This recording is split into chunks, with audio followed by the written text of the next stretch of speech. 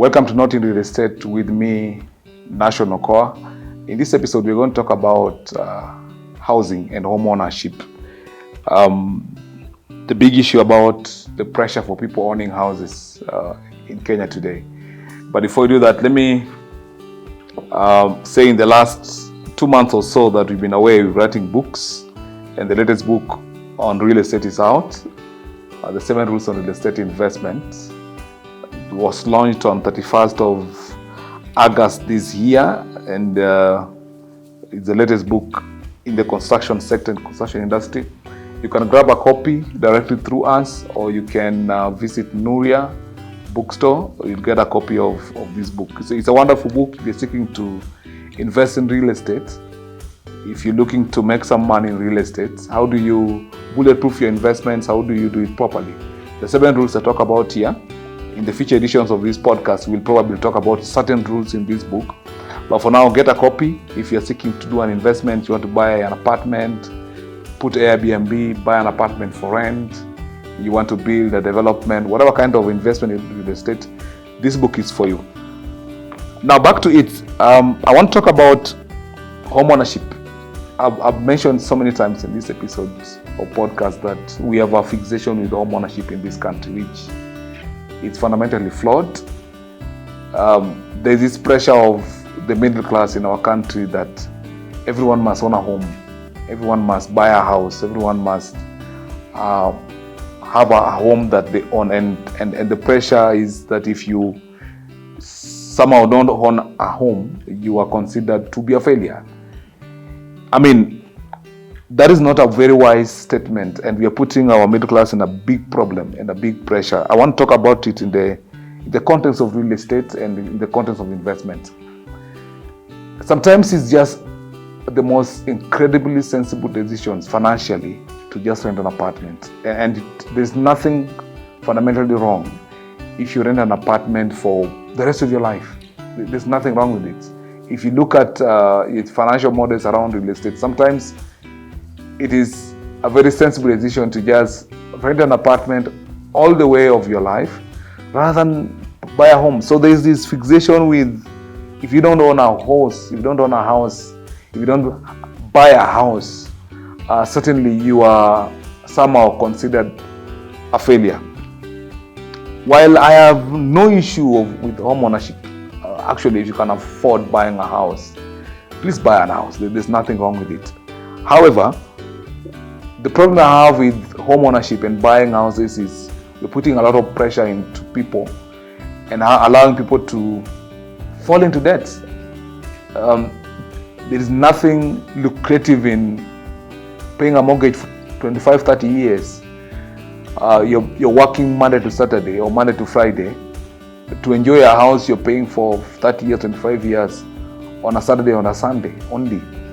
I mean, it doesn't make sense. And sometimes we must tell our people that even if you have the money, you could actually put that money sensibly in another investment rather than buying a house. All right? These are things this is what I want to explore more in this episode of the podcast, because home ownership is good, and if you can afford home ownership, there's nothing wrong with it. And I don't want to be crucified for saying people should not own houses, but I can give you certain statistics. For example, Switzerland, for instance. Switzerland, home ownership is about 32-36%. Only 32-36% of Switzerland population own homes. But look at where they are in terms of development or growth. It's the 3rd richest country in the world. All right? Switzerland, that is the 3rd richest country in the world, only 32-36% of people own homes.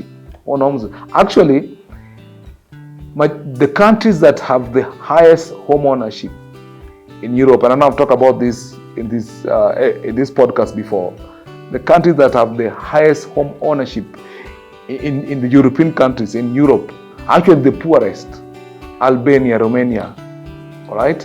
Those are the countries with the highest home ownership. I think Romania is at 98%, if I'm not wrong.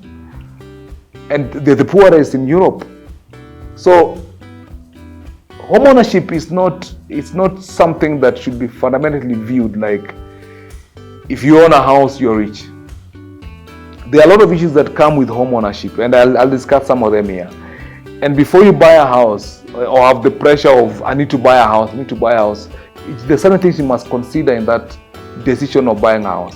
As I said when I was making this podcast, that sometimes it's just important to rent a house, and there is nothing wrong with renting a house for the rest of your life. I know we talk about security, we're looking at the future, you could actually invest that 10 million you want to buy a house with someone else and secure your family if that's the problem. You can put it in treasury bonds or bills, for example, and just maintain to rent. It's still an investment. Because buying a house, for example, once you bought a house, there are certain things that are permanent you're going to pay. Taxes, for example, property tax. Those are permanent things you're going to pay. We expect you to pay rates now. The new section of Property Act of 2020 has now introduced titles for apartments.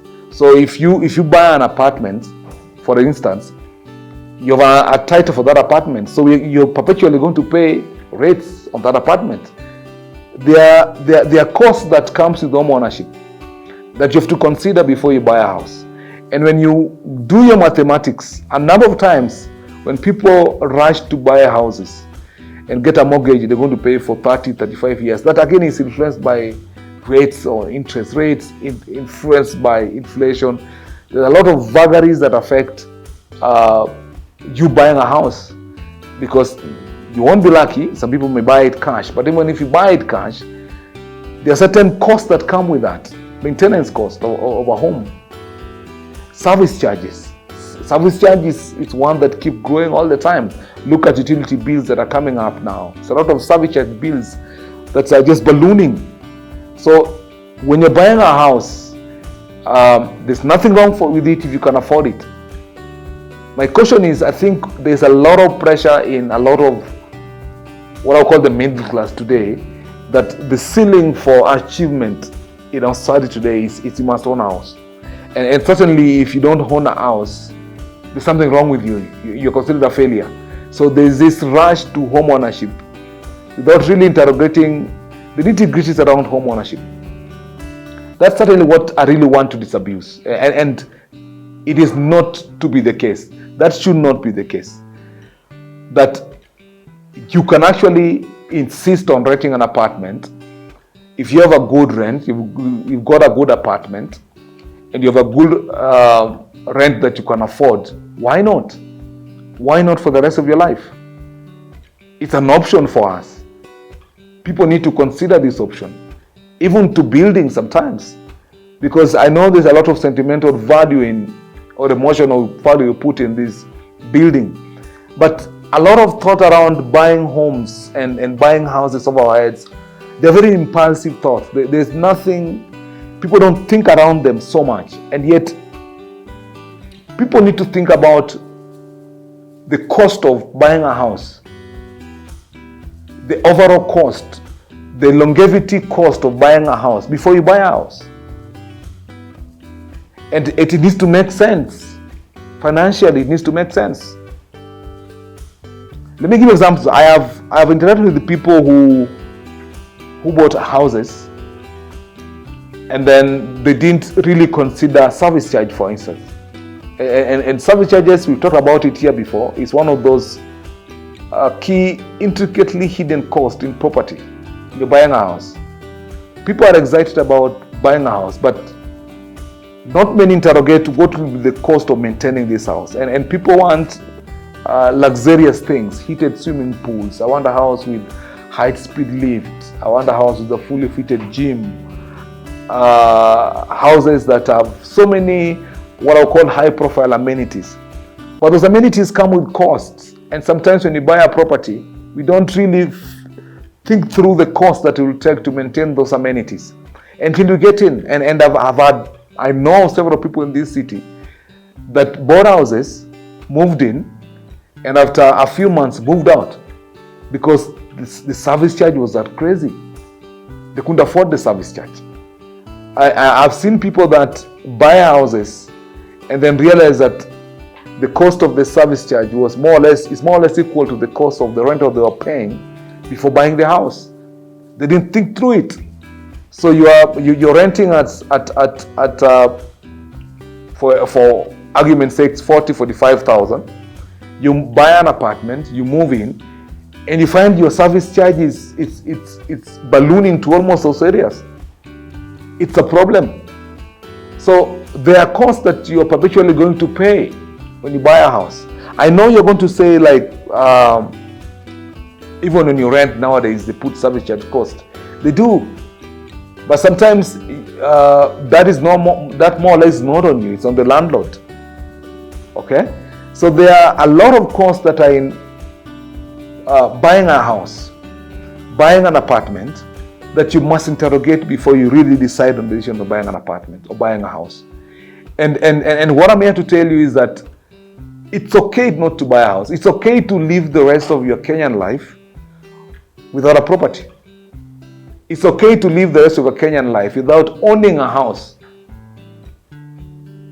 I know people that do not own houses that they live in, but have invested very wisely, very soundly in other investment areas. And whenever I talk to my friends about this, disabusing this issue of all of us must own houses, people say, no, but my family, the security of my family. I understand we are not here forever, and we don't know when we will exit, certainly. And the comfort that you want to leave your family secure and with a roof under their head is there. But there is nothing wrong if you invested that 15-20 million in somewhere else, and that investment will still ensure that whatever they are paying as rent, they can pay it for the rest of their lives. There's nothing wrong with it. And actually, when you invest in that areas, for example, I have 15 million and I decide, should I buy a house or should I invest in stocks, for instance, or invest in treasury bonds, treasury bills?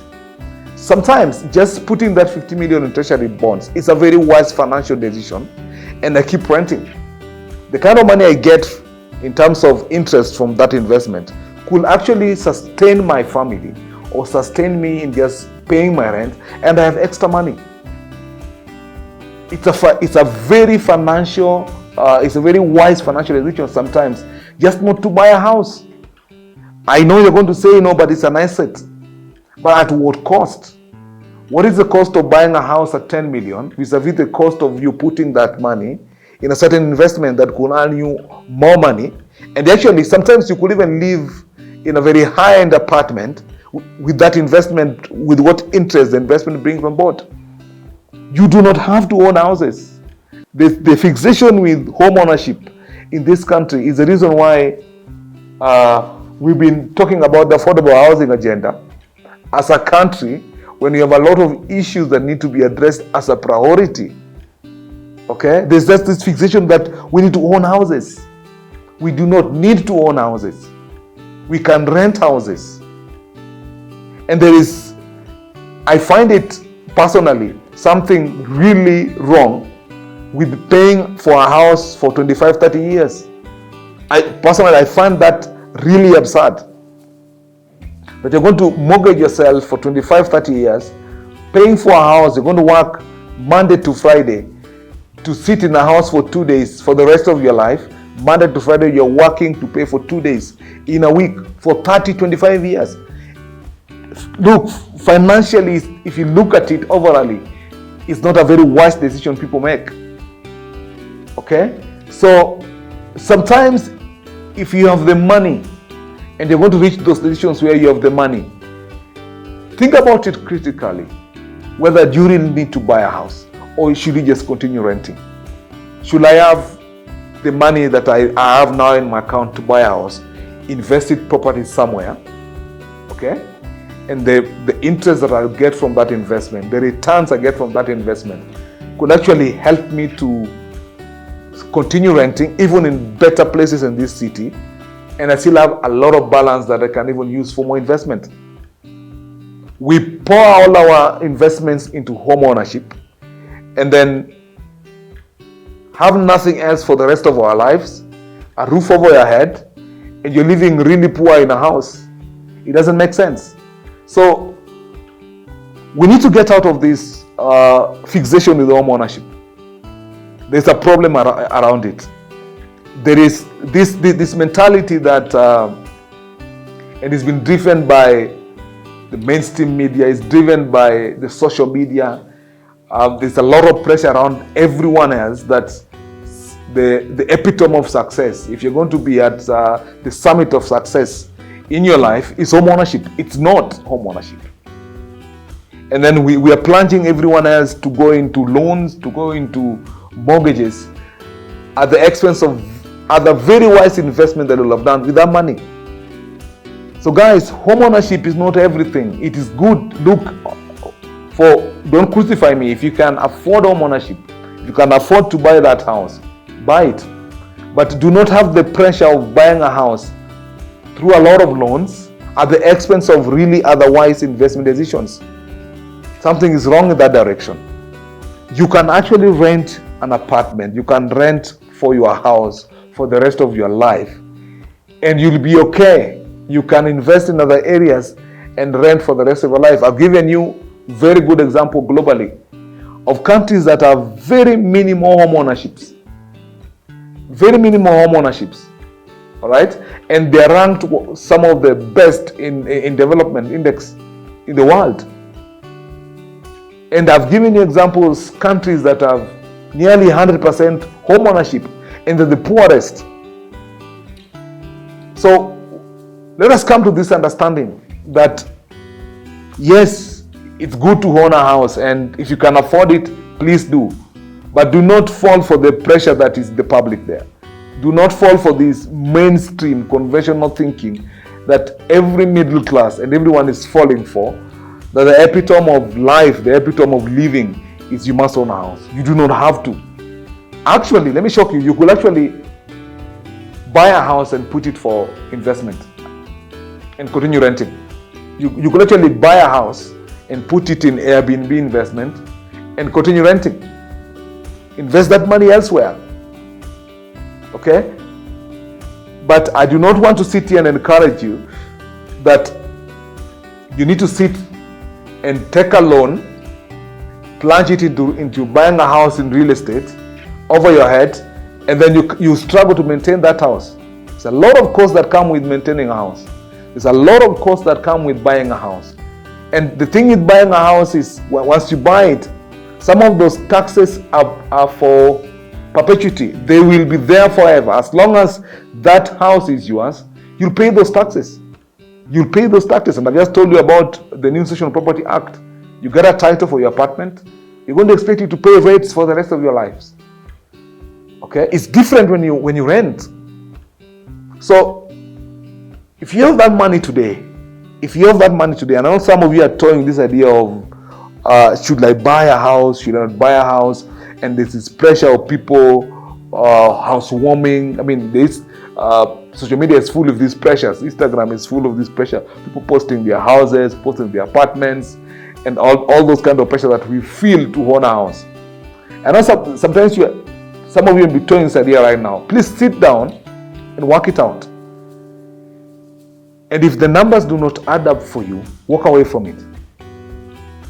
Take that money, put it in another investment, a very otherwise investment. I've told you, you could even invest it in real estate. You can invest that money in REITs, real estate investment trust. And trust me, you will get more returns and stay in those lucrative high-end homes, all right, that you require. Sometimes people ask, I want to stay in these high-end homes. What is the point of buying an apartment, for example, in Syokimau? Well, probably that money, that 12 or 13 million you're buying an apartment, I could invest it in rates, I could invest it in bonds, and stay in very high places like Riverside at rent. I could stay very high places of Westlands or Brookside and rent, rather than stay in Syokimau under my own roof. Come on, guys. These decisions are about numbers. The respect for numbers must always remain sacrosanct when you're seeking to buy property. But I'm here to tell you that it's not always a must you need to own a house over your head. That does not mean to say you should not. If your accounts are good and they're lucrative for you, please buy a house. Certainly buy a house. But if they are bad, as a lot of the times, those accounts are very bad for most people. People are sinking in a lot of debt, buying houses, buying property, mortgaging for 25 years. All right, you're going to pay a mortgage for 25, 30 years. It doesn't make sense. Okay? It doesn't make sense. And you're going to sit in that house probably twice every month. At most, you come back at 9 p.m. only Saturday and Sunday, and some people work even on Saturday for 2 days, for 30 years. You're paying a mortgage on a 20 million house, 50 million house. What if you took that money and put it in another investment? What if you plunge it in a very good, lucrative investment and continue to rent an apartment? Probably more wiser than people think. So it is okay not to own an apartment. It's okay not to own a house. It's okay to stay for the rest of your life and rent an apartment. It's okay to live that way without feeling the pressure of we all need to own our houses. A lot of the issues we face sometimes in this country of theft and everything is because of the pressure. Everyone is under pressure. Okay, the social media is putting a lot of pressure on people, and that's why we are stealing probably. Everyone wants to own that house. Invest wisely with your money, even in real estate. It sounds weird because as a consultant in real estate, I want you to buy houses so that you get more work. But it is not sometimes the most wise decision to buy property. As I've said before, sometimes the most sensible, incredibly sensible decision on property is not to buy, is to continue renting. So do your numbers, and when the numbers work out for you to buy property, buy property. When it doesn't work to buy property, please continue to rent, make good financial decisions with your money, put it somewhere else. Thank you.